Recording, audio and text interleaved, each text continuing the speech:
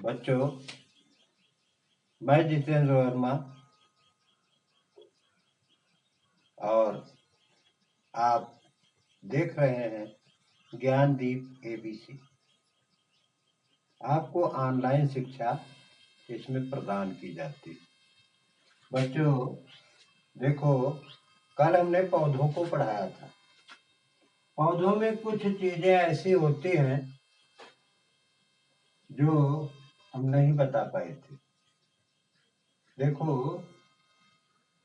पौधों में पत्ती जान रहे हो? पौधों की पत्तियां जो हैं वो पर्णफलक पत्तियां जो हैं उसमें 3 चीजें होती हैं। पर्णफलक, पर्णहरित और पर्णरंध्र। इसको भी आप लोग जानो। पर्णरंध्र, पर्ण फलक किसे कहते हैं? आइए हम इसे जाने। पर्णफलक किसे कहते हैं? पत्तियों में जो किनारे का भाग होता है उसमें कोई लकीरें नहीं होती हैं, कोई लाइन नहीं होती है, तो ऐसे भाग को पर्णफलक कहते हैं। और दूसरा है पर्णहरित। उसके पत्ती के हरे भरे रंग को पर्णहरित कहते हैं।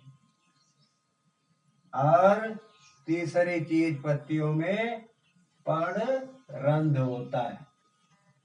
पर्णरंध्र जो है वो कैसा होता है? उसमें पत्तियों के निचले सतह पर छोटे छोटे छेद होते हैं।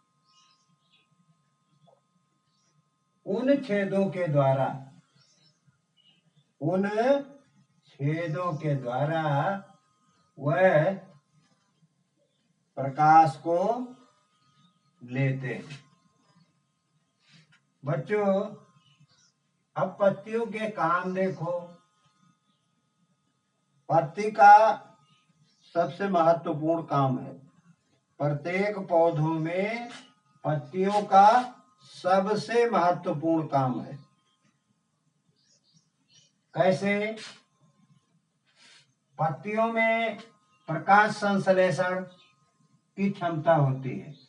वो प्रकाश को, सूर्य के प्रकाश को, ऊष्मा के प्रकाश को खींचती है और वाष्पोत्सर्जन भी करती है। वह उसी ऊर्जा के द्वारा अपने अंदर शोषित किए गए जल का उत्सर्जन करती है, मतलब निकालती है। और तीसरा है श्वसन क्रिया। पौधों में श्वसन क्रिया पत्तियों के द्वारा ही होती है। जो हमने बताया कि पर्णरंध्र में छोटे छोटे छेद होते हैं, उन्हीं के द्वारा श्वसन क्रिया की जाती है। तो बच्चों, इतना तो हम लोग जान गए कि इसमें क्या क्या होता है, उसका क्या क्या काम है। आओ हम आगे भी जाने। प्रत्येक पौधे में फल, फूल और बीज होता है। फल, फूल और बीज होता है।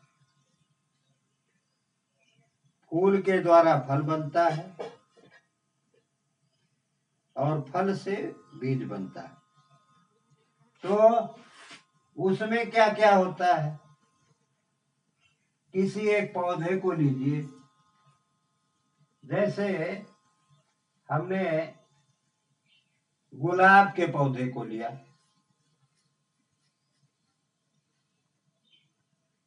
या कमल के पौधे को लिया, कमल के पौधे को लेकर के हम देखते हैं कि उसके किनारे की पत्तियां जो हैं, फूल के किनारे की पत्तियां जो हैं वह बाह्यदल कहलाती हैं।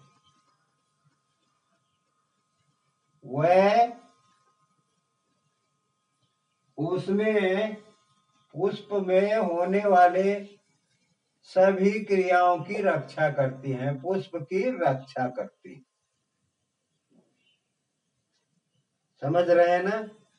किसी भी फूल को लीजिए तो उसके किनारे की पत्तियां जो हैं वो फूल के किनारे जो बाहरी सतह पर रहती हैं वह पुष्प की रक्षा करती, उन्हें बाह्यदल कहा जाता है।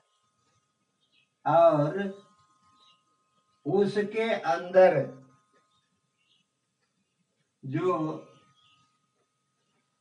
रंगीन पत्तियां होती हैं वह दल कहलाती हैं। और उसके बाद जो उसमें कुछ बड़े बड़े रेशे निकलते हैं उसे पुंकेसर कहा जाता है। पुंकेसर समझ रहे हो ना?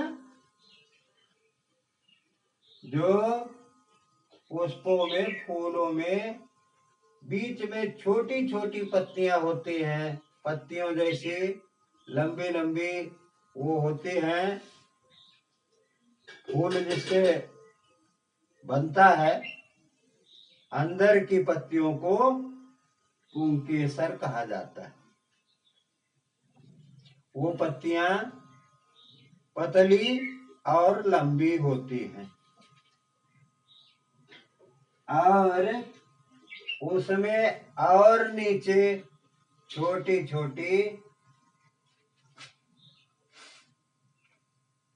छोटी छोटी शाखा जैसी पतली पतली पत्तियां होती हैं, उसे स्त्री केसर कहते हैं। तो पुष्प के 4 भाग हुए, बाह्यदल, दल, पुंकेसर और स्त्री केसर। अब देखिए पौधे कितने प्रकार के होते हैं। पौधों के प्रकार को जानो बच्चों। पौधों के प्रकार जिस परिस्थिति में, जिस स्थान विशेष पर पौधे उगते हैं, जो पौधे उगते हैं उन्हें उन्हीं के हिसाब से नाम दिया गया। देखो हम क्या देखते हैं कि प्रत्येक पौधे जो हैं वह तमाम अलग अलग स्थानों पर उगते हैं। आप देखो जैसे वो हमारे यहाँ जो पौधे उगेंगे वो पौधे और सभी जगह नहीं उगेंगे, क्योंकि अपना यह पौधा स्थलीय पौधा है।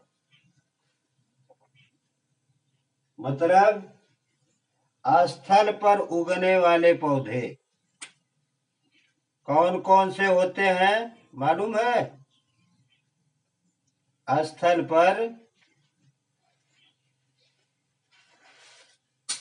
उगने वाले पौधे आप लोग जानिए कि कौन कौन से होते हैं।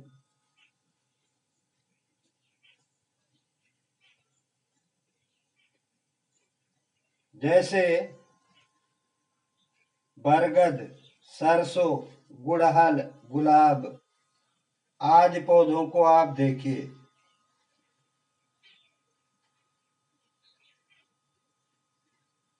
तो ये स्थलीय पौधे हुए। उसी प्रकार से दूसरा स्थान पौधों के उगने का है कौन सा? स्थलीय पौधे और मरुस्थलीय पौधे। मरुस्थलीय पौधे जहां रेत और बालू होती है वहां पर उगने वाले पौधों को मरुस्थलीय पौधे कहा जाता है। बच्चों एक और देखिए, जलीय पौधे जो जल में उगते हैं और जो पहाड़ों पर्वतों पर उगते हैं उन्हें पर्वतीय पौधे कहते हैं। बच्चों जहां से भी इस चैनल को आप लोग देख रहे हैं, लाइक सब्सक्राइब और शेयर कीजिए। जहां नहीं समझ में आता कमेंट में 2 शब्द जरूर लिखिए। बस आज यहीं तक, धन्यवाद। कल पुनः पठन पाठन के साथ आप लोगों से मुखातिब होंगे।